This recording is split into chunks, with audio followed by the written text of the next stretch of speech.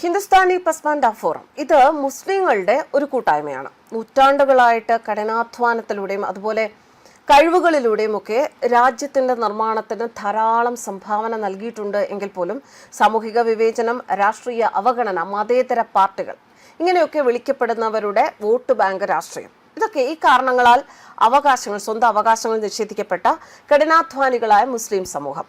ഹിന്ദുസ്ഥാനി പസ്മാൻഡ മഞ്ചിന്റെ ദേശീയ വക്താവ് മുഹമ്മദ് റിസ്വാൻ അൻസാരി നടത്തിയ ഒരു പ്രസ്താവനയിലൂടെ ഈ കഠിനാധ്വാനികളായ മുസ്ലിം സമൂഹത്തെ ഇപ്പോൾ ലോകം അറിയുകയാണ്.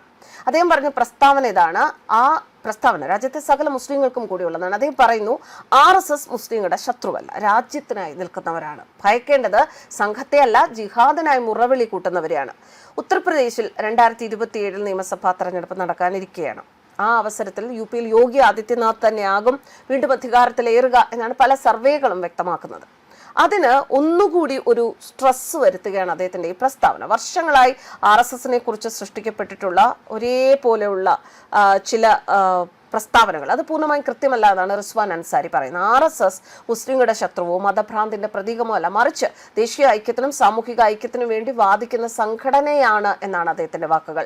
മുസ്ലിം മത നേതാക്കളെയും മുസ്ലിം വ്യക്തി നിയമ ബോർഡിനെയും ലക്ഷ്യമിട്ട് ചില വ്യക്തികൾ മുസ്ലിം സമൂഹത്തെ തെറ്റിദ്ധരിപ്പിക്കുകയാണ് എന്നും അദ്ദേഹം വ്യക്തമാക്കി.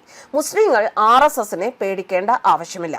സ്വന്തം സമുദായത്തിൽ നിന്ന് നിങ്ങളെ തെറ്റിദ്ധരിപ്പിക്കുന്നവരെയും ജിഹാദിനെ മുറവിളി കൂട്ടുന്നവരെയുമാണ് നിങ്ങൾ സൂക്ഷിക്കേണ്ടത് എന്നാണ് റിസ്വാൻ അൻസാരിയുടെ വാക്കുകൾ. UP യോഗി ആദിത്യനാഥിന്റെ ഭരണത്തിൽ തങ്ങൾ തൃപ്തരാണ് എന്നും അൻസാരി പറഞ്ഞിരുന്നു. 2027 യോഗി തന്നെയാണ് വരിക എന്ന് രാഷ്ട്രീയ നിരീക്ഷകൻ പ്രദീപ് ഗുപ്ത വിശദമാക്കിയിരുന്നു. അതിന് അദ്ദേഹം പറയുന്ന കാരണങ്ങളിൽ ഒന്ന് ജനങ്ങൾക്കായി കർശന നടപടികൾ എടുക്കുന്ന യോഗിയുടെ നയം. അത് തന്നെയാണ്.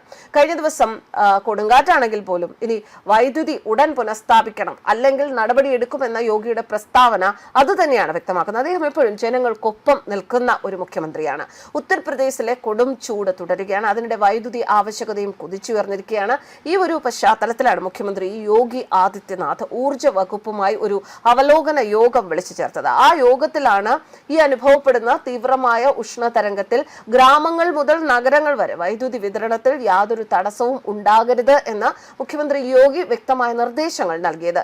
വീഴ്ച ഉണ്ടാവുകയാണെങ്കിൽ കൃത്യമായ നടപടികളും ഉണ്ടാകും എന്ന് മുഖ്യമന്ത്രി വ്യക്തമാക്കിയിരുന്നു. ജനങ്ങൾക്ക് മികച്ച വൈദ്യുതി വിതരണം നൽകുക എന്നതിനാണ് സർക്കാരിന്റെ മുൻഗണന എന്നും മുഖ്യമന്ത്രി പറഞ്ഞിരുന്നു. വൈദ്യുതി ഉൽപാദന ശേഷി അത് കൂട്ടണമെന്നും എല്ലാ വൈദ്യുത നിലയങ്ങളും അവയുടെ പൂർണ്ണ ശേഷിയിൽ പ്രവർത്തിക്കുന്നുണ്ട് എന്ന് ഉറപ്പുവരുത്തണമെന്നും അദ്ദേഹം നിർദ്ദേശം നൽകിയിട്ടുണ്ട്. ഇതൊക്കെ കൊണ്ട് തന്നെയാണ് ജനങ്ങൾക്കൊപ്പം നിൽക്കുന്ന, ജനങ്ങൾക്ക് വേണ്ടി നിൽക്കുന്ന ഒരു വ്യക്തിയായിരിക്കണം എപ്പോഴും ഒരു സംസ്ഥാനം ഭരിക്കേണ്ടത് എന്നുള്ള കാര്യത്തിൽ തർക്കമില്ല. അത്തരം ഒരു നിഗമനത്തിൽ എത്തുമ്പോൾ അവിടെ യോഗി ആദിത്യനാഥ് എന്തുകൊണ്ടും ശ്രേഷ്ഠനാണ്. അദ്ദേഹം എപ്പോഴും ജനങ്ങളുടെ ആവശ്യങ്ങൾക്കായി ജനങ്ങൾക്കൊപ്പം നിന്നിട്ടുള്ള ഒരു വ്യക്തി തന്നെയാണ്. അതുകൊണ്ട് തന്നെ 2027 അദ്ദേഹത്തിന്റെ വർഷമാണ് എന്ന് പറയുന്നത്. News desk.